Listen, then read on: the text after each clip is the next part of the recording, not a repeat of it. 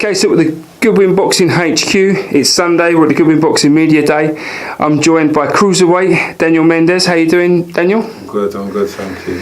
So coming up, this will be the first time effectively the UK boxing fans could have seen you perhaps. You've had obviously 3 pro fights. You fought on a Macedonian licence beforehand, is that correct? Yeah. So obviously the first one now, obviously last year signed with Steve Goodwin, Goodwin Boxing, and as you see. So tell us about your career so far, Daniel, and how you've come to this point. Okay, I started as an amateur back in Stoke-on-Trent. I boxed for Queensbury down there and later on Impact Boxing. I mean, initially my intention was just to box for fun, but then as the years progressed, I thought I should give myself a challenge and see how things went in the ring. And you know, after one fight and the next, I just thought, you know what, let me just see how far I can take this game. And yeah, I ended up here. So obviously cruiserweight, a fantastic division. It's got a load of talent in it, and what's really good is it's one of those divisions that you can obviously run through the division quite quickly as well and get into title shots. So I think, you know, how has your experience been so far in the professional ranks, and how you think it'll be different now coming into a fight under a British Boxing Board of Control licence, and obviously here with us at Goodwin Boxing?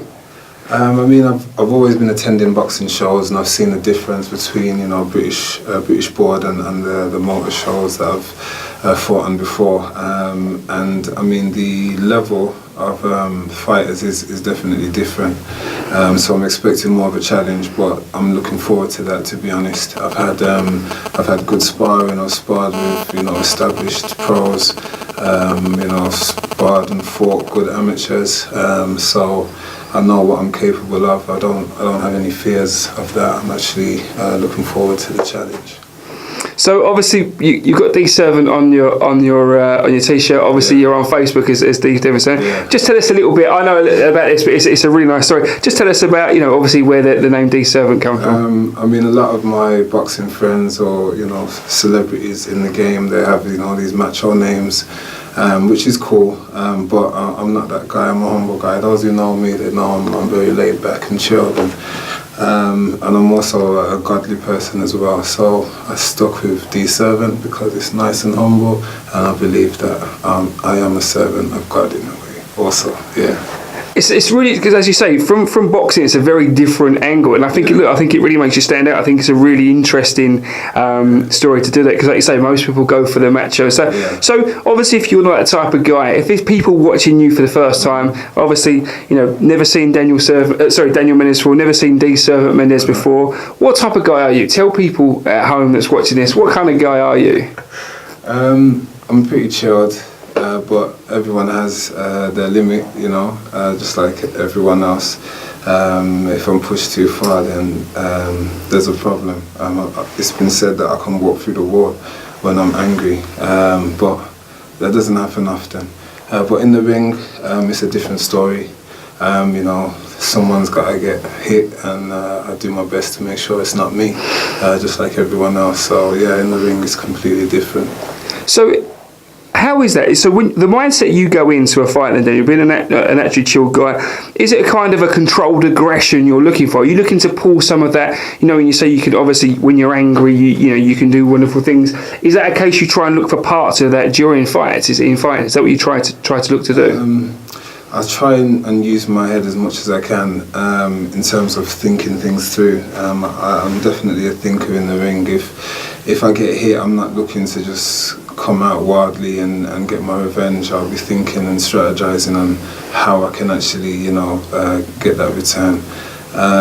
So yeah, I'm definitely a thinker. I don't let my emotions get the better of me in the ring.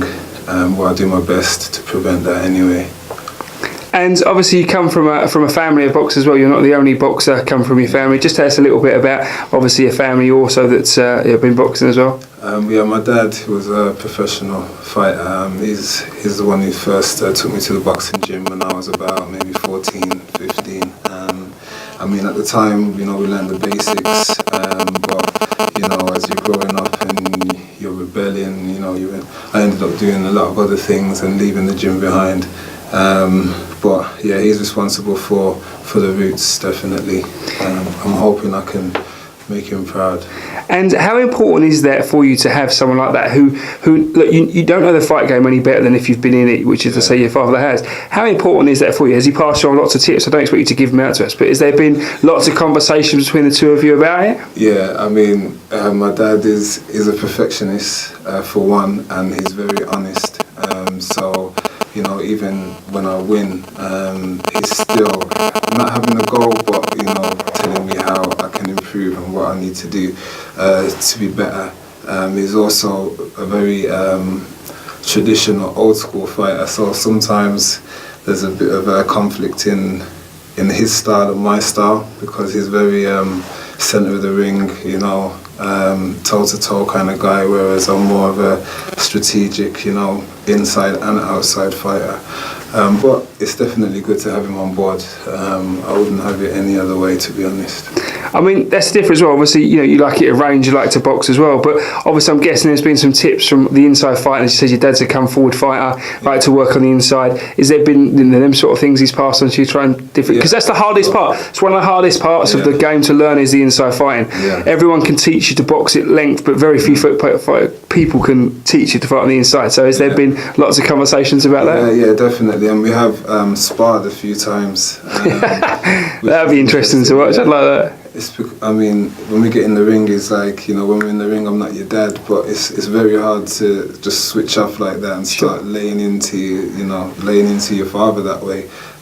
So I tend to get beat up whenever we spar. But yeah, working on the inside, I do actually enjoy it, to be honest. I find that if I'm a bit tired, it's, as odd as it sounds, going on the inside is the best place to be when you're running out of steam, instead of trying to, you know, run away, run around. So yeah, I like working on the inside, focus on the hooks and the uppercuts. Yeah, definitely. So also, people watching this for the first time, understand about professional, obviously selling tickets is a major part. It's a very difficult part. It's, you know, one of the worst parts in boxing. How important is it for people that's watching this, people that know you, to support you and get behind you, whether it be sponsors thing? How important is that to you and to your career in general? I mean, the way I look at my boxing is, if I can get to where I want to get to, I'll be in a position where I can help everybody. So, you know, I would much appreciate everyone to get behind me now. You know, put me in a position where I can help you guys out in future. You know, that's the way I look at it. It's like an investment. But yeah, the more support, the better.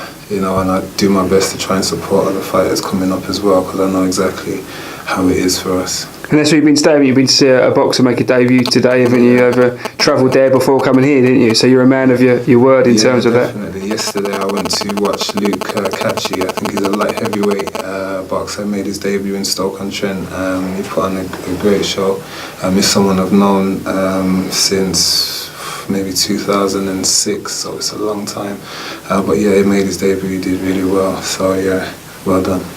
Excellent. All right, Dave, so if people want to get hold of you, people want to follow your career, I know we touched on it a little bit earlier on. You're on Facebook, you're on Twitter and Instagram. How do they get hold of you? How do they follow your career? Facebook, D-Servant Mendes, and Twitter, I'm D-Servant-M. I'm not on Insta as yet. I've been told to get on it, but no, not yet. It's important. All right, Daniel, look, thank you very much. We wish you the best of luck for your upcoming fight in March. And yeah, we look forward to following your career. Thanks.